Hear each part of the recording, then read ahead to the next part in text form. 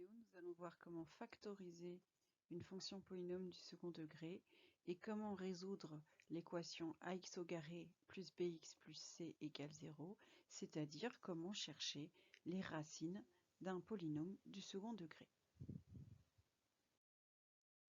Commençons par une introduction. Soit f une fonction polynôme définie sur R par f de x égale ax au carré plus bx plus c. Nous avons précédemment établi la forme canonique de la fonction, donc quand nous avions fait la démonstration de la forme canonique. Et donc si l'on veut résoudre l'équation, si l'on veut chercher les racines de cette fonction f, cela revient à résoudre l'équation f de x égale 0.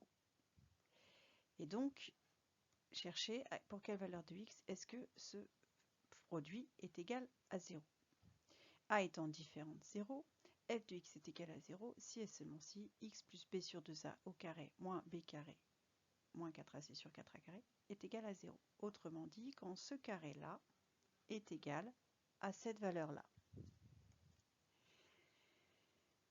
Et donc, pour savoir quand est-ce que cette équation a des solutions, il va falloir que j'étudie le signe de ceci, puisque j'ai dans le premier membre un carré, et que le carré d'un nombre réel, pour connaître le nombre, il faut faire sa racine carrée, et que la racine carrée n'est définie que si le nombre est positif. Donc, cette équation n'aura de solution qu'à condition que ce deuxième membre est positif ou nul, puisque nous cherchons des solutions réelles. Or, le dénominateur est un carré. 4a au carré, c'est le carré d'un nombre réel, c'est donc strictement positif puisque a est différent de 0. Et donc, mon quotient va être du signe du numérateur. Et c'est par conséquent le signe du numérateur qui me dira si cette équation a des solutions. Quand le numérateur sera positif, j'aurai x plus b sur 2a au carré qui est égal à un nombre positif. Donc j'aurai deux solutions, racine carrée de tout cela et moins racine carrée de tout cela. Donc ma fonction polynôme admettra deux racines réelles et on pourra la factoriser, puisque nous avons déjà vu précédemment que ce sont les racines qui nous permettent de factoriser la fonction. Si b carré moins 4ac est égal à 0, j'ai donc x plus b sur 2a au carré qui est égal à 0. Et donc j'ai une solution, c'est moins b sur 2a. Et la fonction polynôme est un carré, en fait c'est une identité remarquable, c'est x plus b sur 2a au carré. Enfin l'expression est une identité remarquable.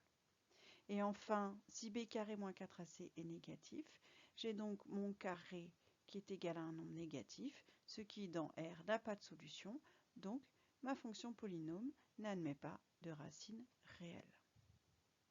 Nous allons faire la synthèse de ceci. Nous allons commencer par définir pour toute fonction f de la forme f de x égale ax au carré plus bx plus c avec a différent de 0.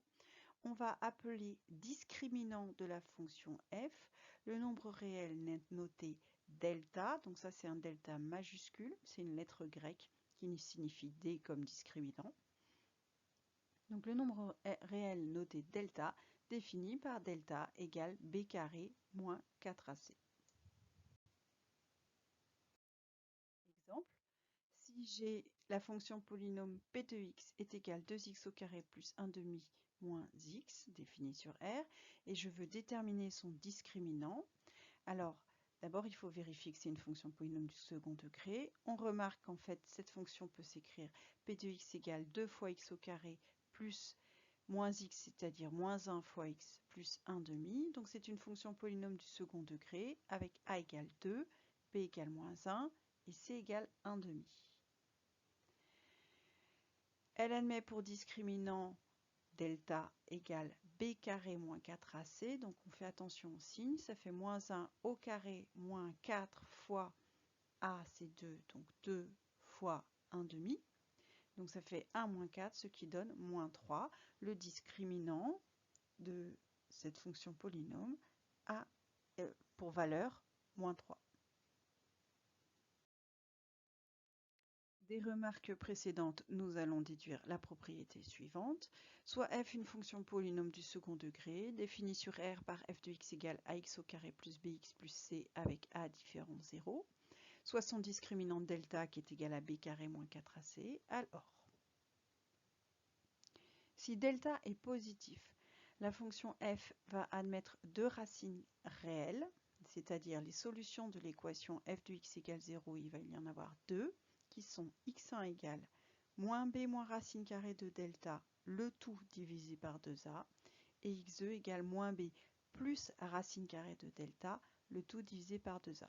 Vous remarquerez que les deux formules sont presque semblables à la différence de ce signe moins qui se transforme en plus pour l'une ou pour l'autre des racines. Si delta égale 0, la fonction f admet une racine double. On dira qu'elle est double, mais elle n'en a qu'une, elle compte double. x0 égale moins b sur 2a. Vous remarquerez que c'est la même formule qu'ici, mais puisque delta vaut 0, la racine carrée de delta vaut 0. Et enfin, si delta est négatif, alors la fonction f n'admet pas de racine réelle. L'équation f de x égale 0 n'admet pas de solution réelle.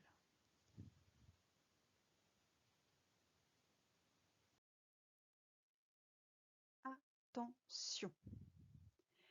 Avant de foncer tête baissée dans les calculs, je vous conseille de commencer par vérifier qu'il s'agit bien d'une équation du second degré. Cela peut vous sembler bête comme remarque, mais nombreux sont les élèves qui calculent les discriminants de fonctions qui ne sont pas des fonctions du second degré. Donc, ça ne veut plus rien dire. Et la deuxième chose, vous l'avez vu, il faut calculer le discriminant, il faut calculer la première racine, la deuxième racine, s'il y en a. Et donc, il peut parfois être plus intéressant de chercher s'il n'y a pas une racine évidente. Et dans ces cas-là, faire ce que nous avons vu précédemment, c'est-à-dire déterminer la deuxième racine en utilisant la relation entre les coefficients et le produit ou la somme des racines. Et puis, quelquefois, il peut être intéressant de vérifier que notre fonction polynôme du second degré n'est pas juste la forme développée d'une identité remarquable. En fait, quand vous trouverez un discriminant égal à 0, c'est que vous n'aurez pas vu qu'il y avait la forme développée d'une identité remarquable. Donc voilà, commencez par bien observer avant de foncer dans les calculs. Une nouvelle propriété qui est une conséquence graphique, qui est la conséquence graphique de la propriété primordiale que nous avons énoncée précédemment. Si delta est positif, on a vu que la fonction polynôme admettait deux racines réelles. Ça veut dire que l'équation f de x égale 0 admet deux solutions. Autrement dit, la parabole va couper l'axe des abscisses en deux points qui auront des abscisses distinctes, qui seront x1 et x2 avec les formules énoncées précédemment.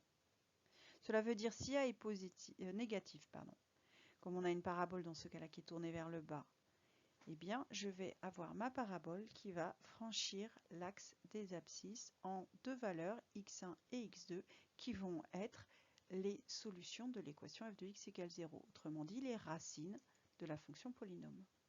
Si a est positif, ma parabole est tournée vers le haut, donc là encore, la parabole va franchir l'axe des abscisses en deux points qui ont pour abscisse x1 et x2.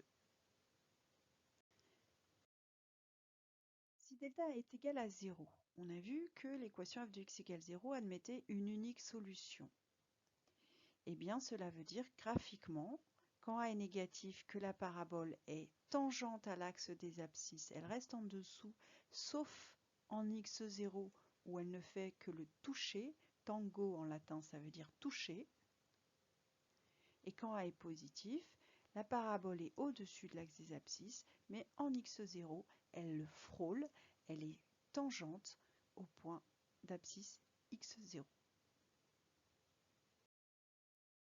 Enfin, quand delta est négatif, dans ces cas-là, l'équation f de x égale 0 n'a pas de solution, et donc la parabole ne coupe pas l'axe des abscisses. Si a est négatif, la parabole est en dessous de l'axe des abscisses, elle ne le coupe pas. Si a est positif, la parabole est au-dessus de l'axe des abscisses. Enfin, une dernière propriété qui est une synthèse des précédentes et qui, à l'aide de ce que nous avons vu précédemment sur la factorisation, nous permet d'établir la forme factorisée d'une fonction polynôme du second degré.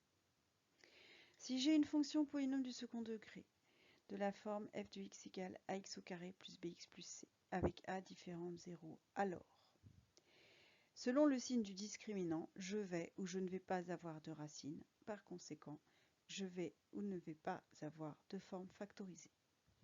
Si delta est négatif, nous avons vu que la fonction polynôme n'avait pas de racine et par conséquent, la fonction polynôme n'a pas de factorisation possible. Si delta est égal à 0, la fonction polynôme a une racine x0 et sa forme factorisée, c'est a fois x moins x0 au carré.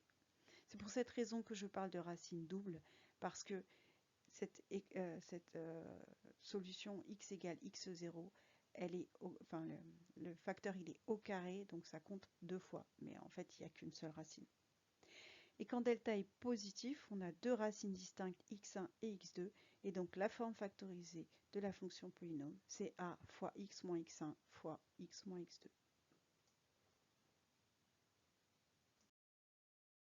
Quelques exemples afin de vérifier que tout est bien acquis. Première question, résoudre l'équation 3x au carré plus 5x moins 2 égale 0.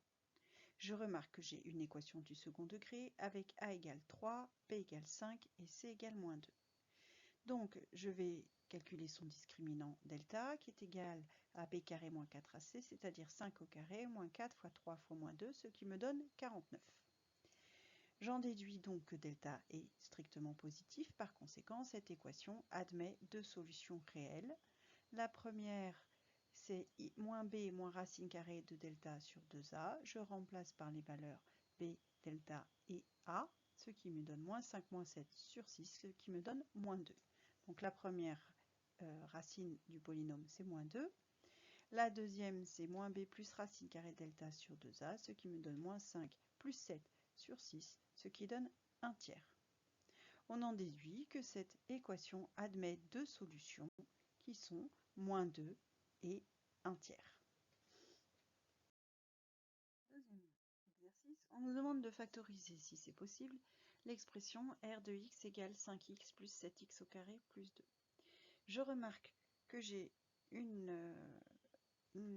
fonction polynôme du second degré, mais attention, les coefficients ne sont pas écrits dans l'ordre où on a l'habitude de les voir. Donc en fait, on a r de x est égal à 7x au carré plus 5x plus 2, avec a qui vaut 7, b qui vaut 5 et c qui vaut 2.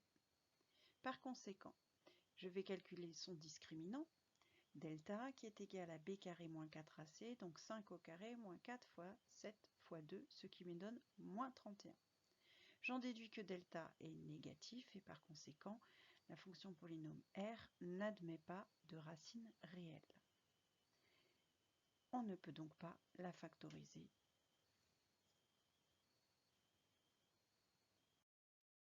Enfin, dernier exemple. Déterminer s'ils existent les coordonnées des points d'intersection de la courbe d'équation y égale 16x au carré plus 24x plus 9 et de l'axe des abscisses. Donc on nous demande les coordonnées du point d'intersection d'une courbe, d'une parabole avec l'axe des abscisses, c'est-à-dire qu'il faut trouver les solutions de l'équation 16x au carré plus 24x plus 9 égale 0, ce qui me donnera les abscisses des points. Autrement dit, j'ai une équation du second degré avec petit a qui est égal à 16, petit b à 24 et petit c qui est égal à 9, et on doit déterminer les racines de cette fonction. On calcule son discriminant. Delta est égal à 24 au carré b carré moins 4ac, donc 24 au carré moins 4 fois 16 fois 9, ce qui me donne 0. Delta est égal à 0, donc la fonction f admet une unique racine réelle, et qui est égale à x0 qui est égal à moins b sur 2a, c'est-à-dire moins 24 sur 2 fois 16 sur 32, ce qui donne moins 3 quarts. Par conséquent, la parabole d'équation y égale 16x au carré plus 24x plus 9 est tangente avec l'axe des abscisses au point d'abscisse moins 3 quarts et d'ordonnée 0, donc au point de coordonnées moins 3/4, 0. Donc voici 3 exemples de situations qui reviennent à résoudre une équation du second degré.